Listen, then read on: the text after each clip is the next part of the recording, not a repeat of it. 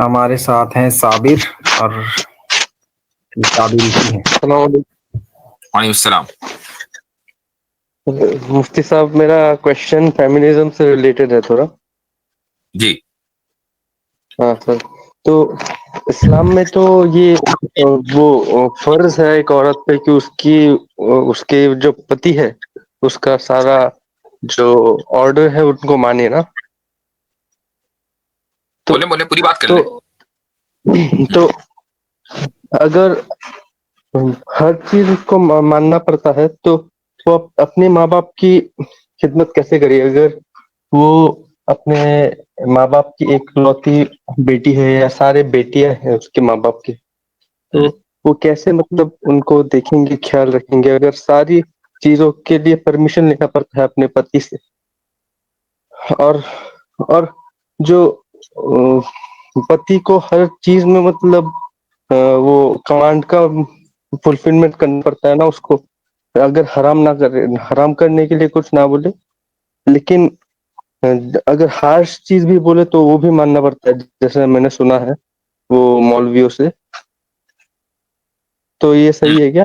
मतलब अगर बोले कि तुम अपने माँ बाप के घर नहीं जा सकते तो ये भी मानना पड़ेगा, जो भी बोले वो मानना पड़ेगा, तो देखें, इसमें तो ये ऑपरेशन हुआ ना। निकाह का जो मामला है ना, मैंने इससे पहले भी एक आध मरतबा कहा है, शायद मेरा इस मौजू पर बयान भी है। ये मसला जो आप उठा रहे हैं, ये मसला दीनी नहीं है बल्कि मुआशरती मसला है, ठीक है, और उसको उसी अंदाज से हल किया जाना चाहिए।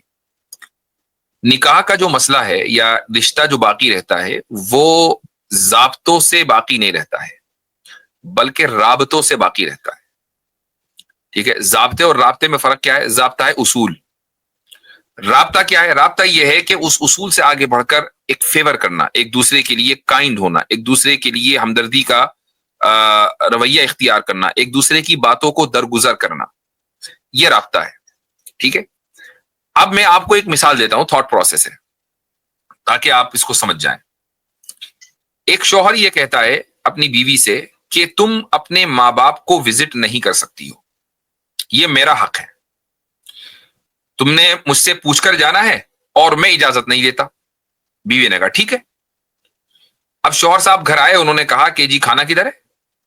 तो बीवी कहे कि खाना बनाना मेरी जिम्मेदारी नहीं है, खाना प्रोवाइड करना आपकी जिम्मेदारी है, तो खाना आप खिलाएं बैठ के।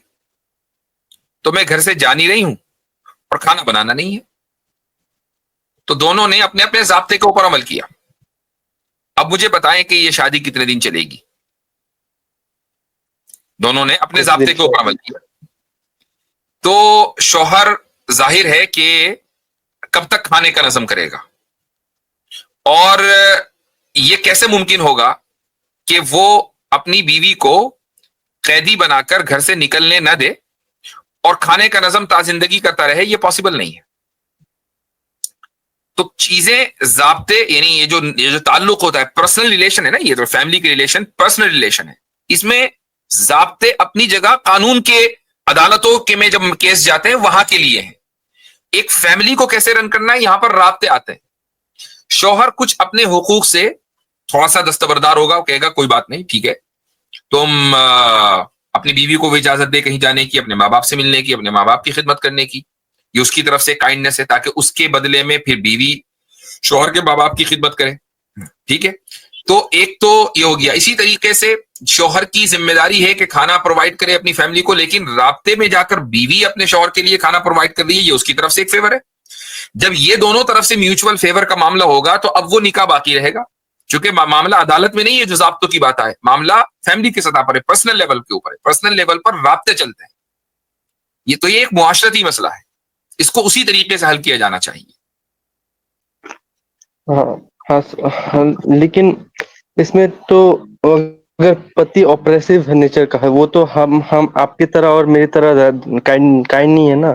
तो उसमें भी मतलब मैंने कुछ मुफ्तियों से पूछा था, उन्होंने बोला कि उनको अपने पति की इताअत करनी पड़ेगी, ऐसा बोला था ऐसा उन्होंने कुछ। देखें, ये जो ब्लैंकेट स्टेटमेंट होते हैं ना, ये बड़े गड़बड़ होते हैं। आपने भी दिया और जिसका भी हवाला दे रहे हैं, पता नहीं किसका हवाला दे रहे हैं, उसने भी दिया।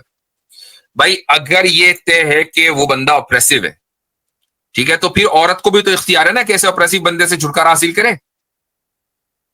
हाँ, यानी एक हाँ, जालिम लेकिन की अगर इताअत करने का हुक्म इस्लाम कभी नहीं देता, उसका सोल्यूशन देता है। हाँ हाँ हाँ मुफ्ती साहब, और एक प्लीज ये क्वेश्चन आप कर लीजिए, अगला सवाल, मतलब ये बहुत अगले ये बंदे को ले हॉट ले भाई, अब टॉपिक तो है। बहुत हो गया, हम 15 मिनट ऊपर चल लें। ये सिंपल है सर। हजरत बस हो गया भाई। चले हजरत चले चले, लास्ट लास्ट ले लें इनसे भी, अब यहाँ तक पहुंचे, चले लास्ट लास्ट तो ले लें। हाँ भाई, बोले बोले क्विकली, एक सेकंड। सर मैं बाहर खड़ा हूँ और ठंड बहुत है, तो ठंड बहुत है तो मैं कुत्तों को देख रहा हूँ, मतलब वो ठंड के मारे बाहर बैठे हैं, तो यहाँ पे चले आप इस्लाम अपनी ऐसे क्यों बोलता है कि आगे करे, मतलब ये अपनी व्यथा सुना रहे हैं कि मैं भी मतलब उनके जैसा ही ठुठुर रहा हूँ यहाँ पे ठंड में, तो सवाल ले लूंगा, सवाल करें।